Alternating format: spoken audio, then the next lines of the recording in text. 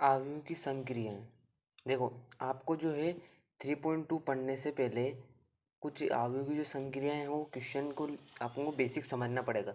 उसके बाद अपने को क्वेश्चन आसानी से आएंगे। ठीक है, तो आयु की संक्रियाएं क्या क्या होती है, मतलब किस प्रकार से आयु क्रिया करते हैं वो आपको देखना है।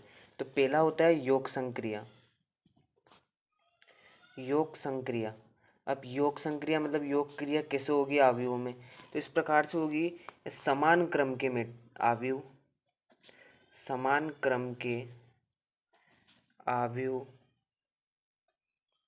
में संगत अवयवों का योग होता है। योग होता है, इसका मतलब ये है कि समान क्रम योग संक्रिया जब करेंगे ना तो समान क्रम के अवयवों में संगत अवयवों का योग होता है। अब देखो, समान क्रम का अवयव, जैसे अवयव 2 × 2 क्रम का होगा तो दूसरा अवयव भी 2 × 2 क्रम का होना चाहिए। जैसे एक प्रकार से मैं आपको एग्जांपल देता हूँ, जैसे यहाँ पर ABCD है। अब देखो, ये अवयव 2 × 2 क्रम का है। क्यों है? क्योंकि इसमें 2 पंक्तियाँ हैं और 2 स्तंभ है। ठीक है, इसलिए 2 × 2 क्रम का अवयव। इसके बराबर, इसके प्लस अपन ने जब लिया EFGH, तो ये भी देखो 2 × 2 क्रम का अवयव है। तो इसमें भी 2 पंक्तियाँ और 2 स्तंभ है। ठीक है, तो ये जो समान क्रम के अवयव है ना, समान क्रम, अब इनमें समान क्रम आ गया तो समान क्रम के अवयवों में संगत अवयवों का योग होता है। बस ये लाइन याद रखनी है आपको। अब समान क्रम के अवयव में संगत अवयवों का योग होगा, यानी ये A किससे जुड़ेगा, E से जुड़ेगा, B F से जुड़ेगा, C G से जुड़ेगा, D H से जुड़ेगा। क्यों जुड़ेगा? क्योंकि ये पहली पंक्ति का पहला अवयव है, इधर भी पहली पंक्ति का पहला अवयव। देखो A11 है ना, ये पहली पंक्ति का पहला अवयव, इधर भी ये A11 है, पहली पंक्ति का पहला अवयव। फिर ये B12 है, पहली पंक्ति का दूसरा अवयव। इसी प्रकार ये भी पहली पंक्ति का दूसरा अवयव। तो ये इससे जुड़ेगा, ये इससे जुड़ेगा, ये इससे और ये इससे, इस प्रकार से। तो अगर इसको सोल्व करेंगे ना हम, तो किस प्रकार से आएगा, देखो A+E, B+F, C+G और D+H। तो ये आपका अवयव बन जाएगा और ये आपका क्या होगा, आंसर, इस प्रकार से। अब सेकंड है व्यवकलन संक्रिया। ठीक है, अब व्यवकलन संक्रिया में क्या होगा कि समान मैट्रिक्स के, यानी समान आव्यूह के, देखो आव्यूह को आप मैट्रिक्स भी कह सकते हो, मैट्रिक्स, और इसको मैट्रिसेस भी कह सकते हो। ठीक है ना, एक ही बात है। बहुत सारी बुकों में ये नाम मिलता है, बहुत सारी में ये मिलता है। ठीक है, तो समान आव्यूह के संगत अवयव घटते हैं। ठीक है ना, अब आप समान अवयव तो समझ गए होंगे, संगत अवयव भी समझ गए, उनको क्या करेंगे, घटाएंगे, तो वो व्यवकलन संक्रिया हो जाएगी। ठीक है, जैसे एग्जांपल मैं आपको देता हूँ, जैसे दे रहेगा ABCD, वही बात आ जाएगी, प्लस में दे रहेगा EFGH। अब व्यवकलन संक्रिया करनी है अपन को, व्यवकलन करना है। तो देखो, आयु समान है, ये भी 2 × 2 क्रम का है, ये भी 2 × 2 क्रम का है। संगत अवयव क्या हो जाएंगे, घट जाएंगे, A-E, B-F, C-G और D-H। ये आपका आंसर हो जाएगा। ठीक है, इस प्रकार से। इसके बाद तीसरी संक्रिया, तीसरा पॉइंट देखते हैं। तो देखो, वो क्या है कि जब मतलब अवयवों को यदि किसी अचर अवयव से गुणा करते हैं तो वह अवयव आव्यूह के प्रत्येक अवयव से गुणा होता है,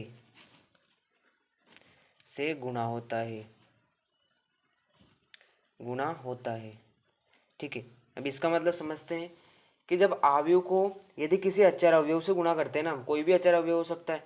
ठीक है, तो वह अवयव अचर, यानी 1 2 3 4 5 6 ABCD ये अचर होते हैं। ठीक है, जिनका मान क्या होता है, स्थिर होता है, उन्हें अचर कहते हैं।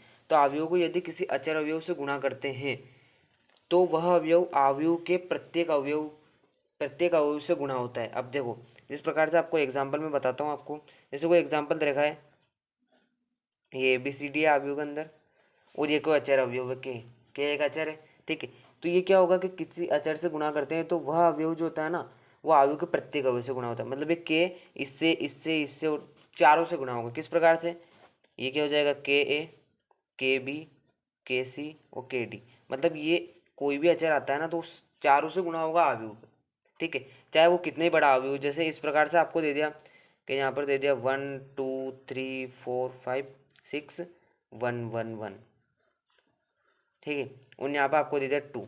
तो अब ये 2 है ना, ये इन सभी से गुणा होगा, यानी 2 इससे गुणा होगा, फिर इससे, फिर इससे, सभी से, तो कितना आ जाएगा, 2 1 से गुणा होगा तो 2, फिर 4, फिर 6, फिर 8, फिर 2 पंजे 10, 2 छंग 12, 2 एक, फिर 2 2 2 हो जाएगा।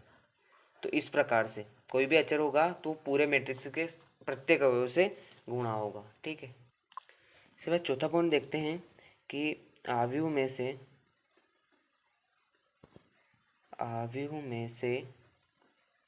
किसी अवयव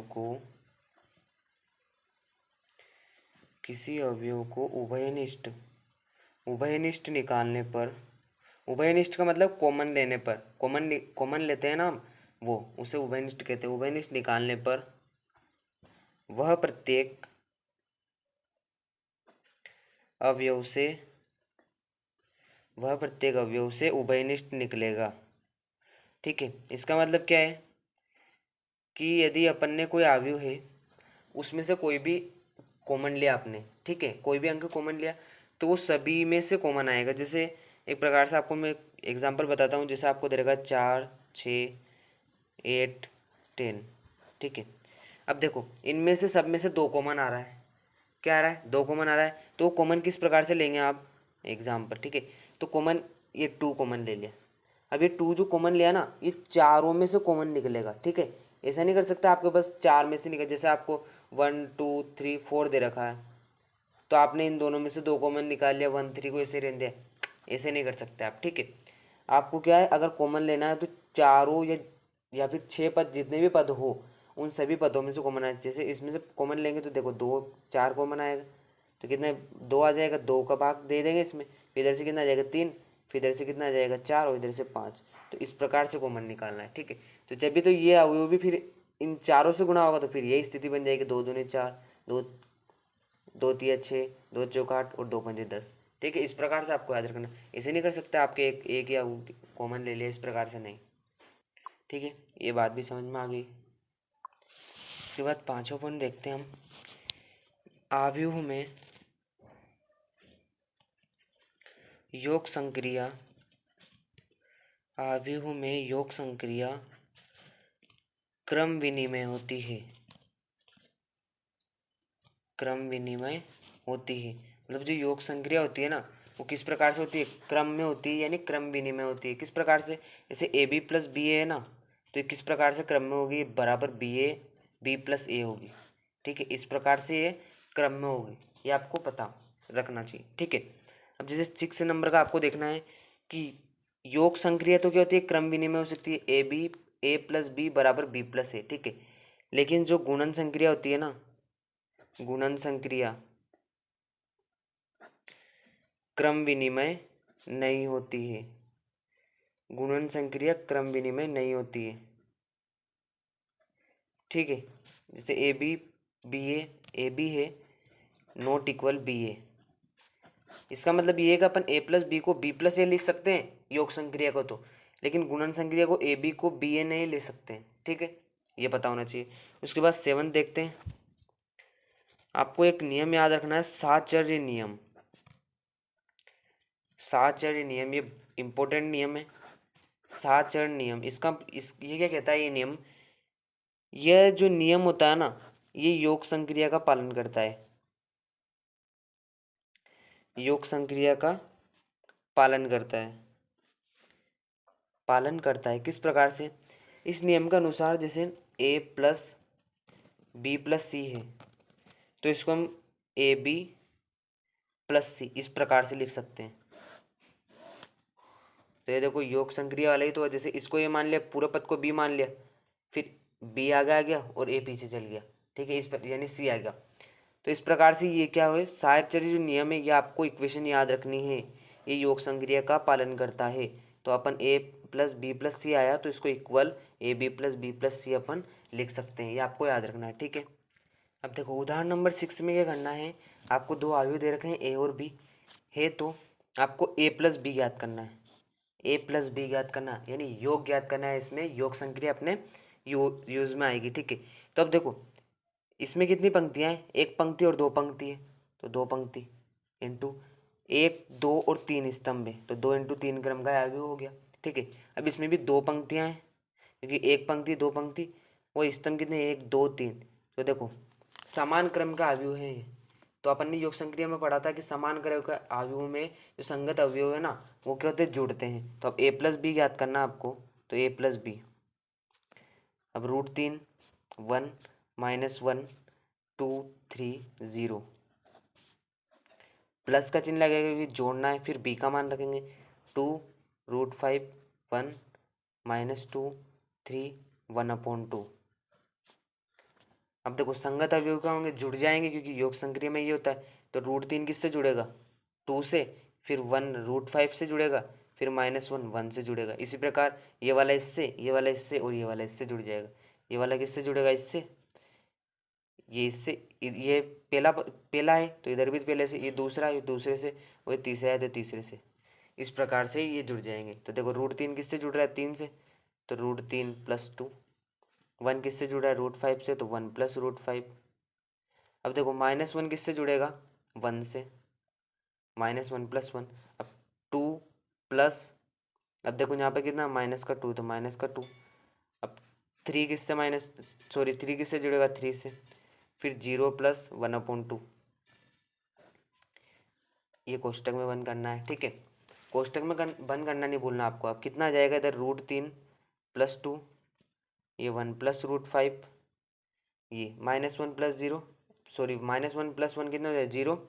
अब इधर देखो 2, ये -2 हो जाएगा, तो ये भी कितना बन जाएगा, 0 बन जाएगा। उसके बाद 3 + 3, ये कितना हो जाएगा, 6, और ये 1/2। तो ये आपका क्या आ जाता है आंसर। देखो क्वेश्चन में भी 2 × 3 क्रम का अवयव थे, और आंसर में भी 2 × 3 क्रम का अवयव आया है, क्योंकि देखो दो ही तो पंक्तियां हैं, इस प्रकार से पंक्तियां दो ही तो है, और स्तंभ कितने, 3 है, 1 2 3, ठीक है। ये आपका आंसर। अब उदाहरण नंबर 7 दे रखा है कि यदि a बराबर आपको ये अवयव दे रखा है तथा b बराबर ये अवयव दे रखा है तो 2a - b ज्ञात करना है। अब क्या ज्ञात करना है आपको, 2a - b। तो देखो a - b तो आप निकाल लोगे, तो आपको ऐसे नहीं करना है a - b फिर 2 से n, नहीं। आपको क्या करना है, सबसे पहले 2a निकाल लेंगे, 2a की जो वैल्यू आएगी उसमें से b की वैल्यू को माइनस कर देंगे। इस प्रकार से सोल्व करेंगे। तो अब सबसे पहले अपन क्या निकालेंगे, 2a निकालेंगे, ठीक है। यानी a को, a वाला जो अवयव है ना उसको 2 से गुणा कर देंगे, तो 2 की जगह आया, और a की जगह क्या आ जाएगा, ये अवयव दे रखा है आपको 1 2 3 2 3 1, ठीक है। अब मैंने बताया था कि कोई भी जो अचर अचर राशि होती है, अब देखो दो अचर है, ठीक है, तो ये अवयव से गुणा होगी ना, तो अवयव के प्रत्येक अवयव से गुणा होगी, यानी ये दो इन तीनों से भी गुणा होगा और इन तीनों से भी गुणा होगा। इस प्रकार से सोल्व होगा। तो 2a बराबर क्या आ जाएगा, 2 एकम 2, 2 दूनी 4, 2 तिया 6, फिर 2 दूनी 4, 2 तिया 6, और 2 एकम 2। इस प्रकार से आ जाएगा 2 4 6 4 6 2। अभी ये तो अपने पास क्या है, 2a आया है, आपको याद क्या करना है, 2a - b। तो लिख लेते 2a - b। तो अब देखो 2a की वैल्यू हमारे पास है 2 4 6 4 6 2। अब इसके बाद क्या करना है, माइनस b को घटाना है, b की वैल्यू ये है 3 -1 3 -1 0 और 2। अब ये माइनस कर देंगे इसमें से, और देखो अब सबसे पहले ना ये माइनस, इसको भी अपन इसमें माइनस लेके फिर घटाना है, ठीक है। तो 2 में से देखो -3 जाएगा, तो कितना बचेगा, -1 बचेगा। उसके बाद 4, अब देखो मैंने क्या बताया कि ये व्यवकलन संक्रिया दिख रही है आपको यहाँ पर, यानी संगत अवयव भी घटेंगे। देखो ये भी 2 × 3 क्रम का अवयव, ये भी 2 × 3 क्रम का अवयव। तो देखो समान क्रम का अवयव, तो संगत अवयव घटेंगे, यानी इससे ये घटेगा, इससे ये घटेगा, इस वाले से ये घटेगा, इस वाले से ये घटेगा, इस वाले से ये घटेगा। इस प्रकार से आप समझ गए। अब इससे ये घटेगा, इससे ये और इससे ये, इस प्रकार से आपको याद रखना है, ठीक है। अब देखो ये 4, अब ये माइनस माइनस का 1 प्लस है, तो माइनस माइनस प्लस हो जाएंगे, तो कितना हो जाएगा, ये 5 हो जाएगा, ठीक है। उसके बाद आपको क्या करना है, ये 6, अब ये माइनस का 3 है, तो कितना हो जाएगा 3। अब 4 माइनस माइनस से प्लस हो जाएंगे, तो कितना आ जाएगा, इधर भी 5 आ जाएगा। 6 - 0 यानी 6 ही रहेगा, और 2 में से 2 जाएगा तो इधर भी 0 आ जाएगा। तो इस प्रकार से आपका क्या आता है आंसर, ठीक है।